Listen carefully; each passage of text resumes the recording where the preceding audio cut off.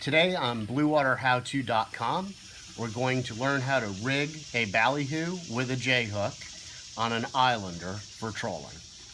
What we need for that is a small knife, a pair of pliers, crimpers, crimps, a hook, some Ballyhoo, an Ilander, crimpers, I think we covered that before, some stainless steel wire, and some monofilament. Here we're gonna start by cleaning our Ballyhoo. So you want that Ballyhoo to be nice and limber and to swim well in the water naturally behind the bait.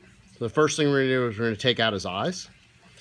Those eyes can start to protrude from the head after a while of being trolled behind the boat, and then it may not track properly in the water. It could start to spin.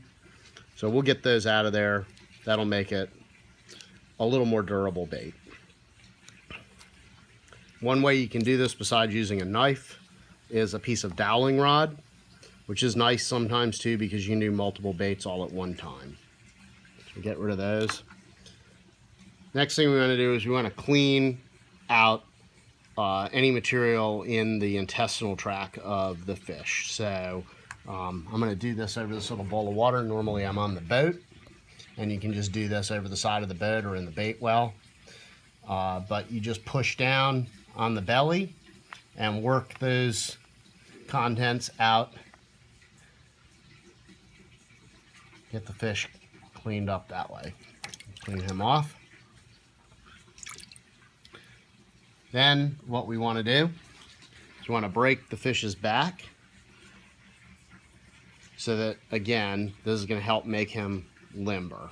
So we're just breaking that backbone there, gently pushing the fish. Then we're going to use our thumb, pressing down on the meat on his back, and you can feel the meat sort of break away from the backbone there. Now we've got a nice limber Ballyhoo to rig up. We'll put him aside for a second. Get ourselves a piece of monofilament. I'm using 200 pound here, but the weight of the line that you're going to use is really dependent on what you're fishing for and how heavy you want it. You may be as high as 400 or 500 pounds, or you may go light with something 100 pounds or so. 200 is a good kind of all-around setup. Then we want to crimp. That's the right size for our line, which basically means that you want to be able to get the monofilament in and out through the crimp without a lot of extra room. Back through the other way.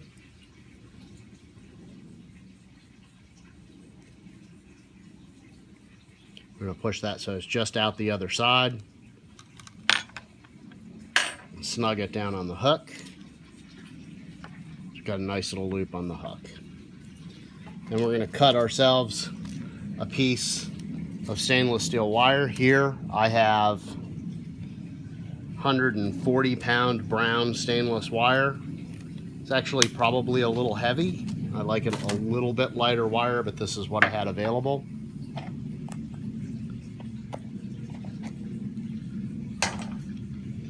That's going to go in the crimp, sticking out forward on the crimp. We're also going to get ourselves a piece of copper rigging wire, nice soft wire. Sometimes I've used Monel for this, but the Monel is a little springy. It doesn't hold quite as snugly on the bait when you wrap it up. Same thing here as the stainless. I'm going to stick that down inside the crimp so it's facing out the front end of the crimp. Get my crimper out. When you set up your crimp, you don't want to over crimp. You want to crimp just so that you get this tight on the line, but don't crush the line. And you want the crimp sticking out the end slightly so that end will flare out instead of being sharp. This crimp is wide enough that I actually am going to crimp it twice. I'm going to slide it out a little bit. Crimp a second time there. And there, you can see we have a nice clean crimp flared at both ends.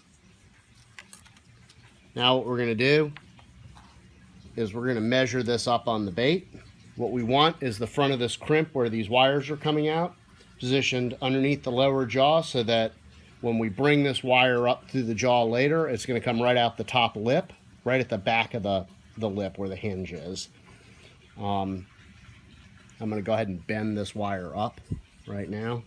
So we've got a 90-degree angle from the hook with a nice 90-degree angle from the hook, and I'm going to trim it off because it's a little bit long. It'll be a little ungainly to handle like that.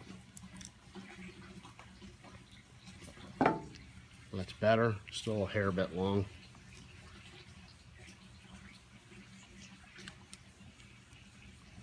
Okay, so that's lined up where we want it on the fish. So we want this hook to come out the belly right about here.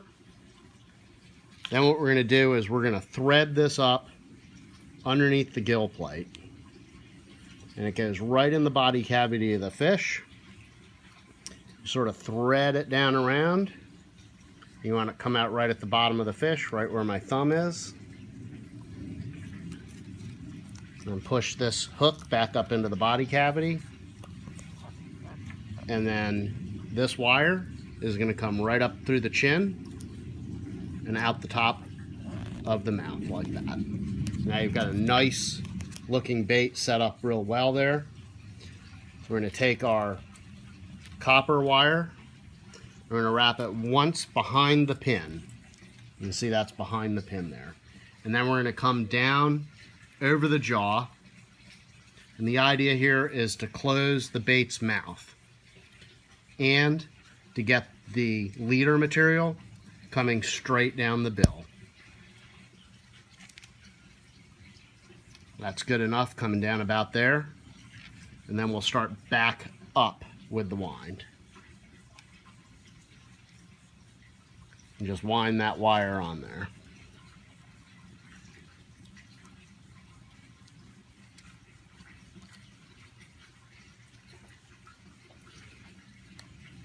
The reason that you're winding this over the fish's mouth is because you want that mouth closed. If it's open while you're trolling the bait, water's going to go in there. It'll end up washing the bait out. Same thing where you're bringing the hook through. What you really want is a nice small hole just big enough to bring the hook through. If that hook slices the belly of the fish, or if it's too far forward or too far back and causes a bend in the fish, it'll cut the belly of the fish. When you're trolling, water will go up in there, it'll wash your bait out, your bait will start to fall apart, and it won't troll properly. Now the next thing we do is we're going to break off this bill right in front of where the wire was wrapped. Nice clean cut on the front. Okay, so that's all nicely rigged and ready to go. The next thing we're going to do is we're going to cut off our leader. We're going to have about 10 foot of leader here. We'll cut that off. We're going to get another crimp, same size. Put that over. Oops, sorry, before we do that, we got to do one other thing. We're going to put our Ilander on. So we'll thread the the line through the back of the Ilander, out the front end.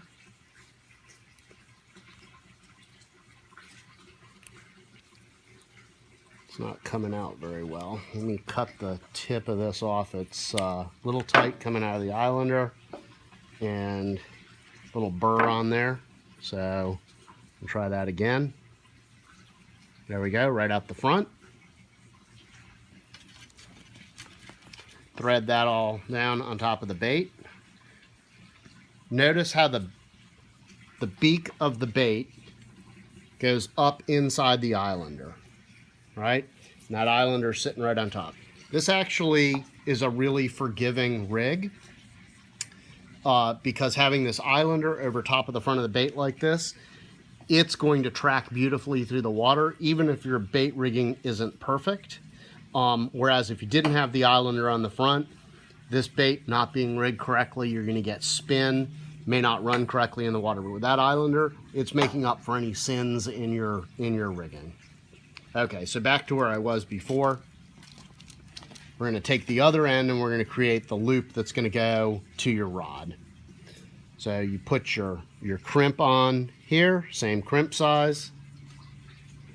Oops. We're going to get ourselves a little bit of what we call chafing material. What I'm using is a little coated spring.